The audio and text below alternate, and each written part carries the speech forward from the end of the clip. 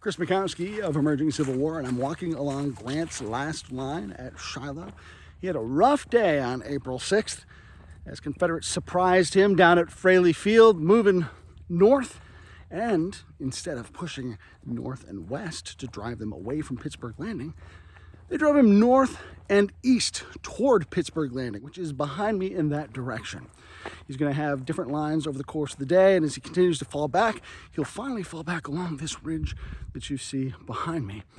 He's going to set up a bunch of artillery. He's brought with him siege artillery because, of course, he was planning eventually to head down to Corinth and lay siege to the Confederate fortifications there. So he's got these big, heavy siege guns that he's able to put into line here, as well as his regular artillery. And this is where he's going to hold. And eventually, as the Confederates start pushing in this direction, the terrain is going to bog them down. It's going to influence their command and control and cohesion.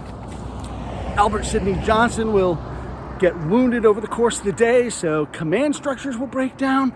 And these are all things that are going to start to sap the Confederates of their momentum. So eventually, PGT Beauregard, when he takes over, is going to try one last push against the line and not going to be able to do it, and instead pulls back and decides tomorrow we're going to be able to drive the Federals from this ridge. Not a chance in sweet bejesus. This position is extremely defensible. Grant's going to get reinforcements in the night from Lew Wallace, who's finally going to make his way to the battlefield, and he's going to come onto the battlefield off in that direction and allow him to refuse his line. And Don Carlos Buell's reinforcements from the Army of the Ohio are going to arrive from across the far side of the river, again behind me, and they're going to start to file in too. So with the extra fortifications, with a great defensive position, Grant is going to have a strong spot from which to launch his attack on the morning of April 7th.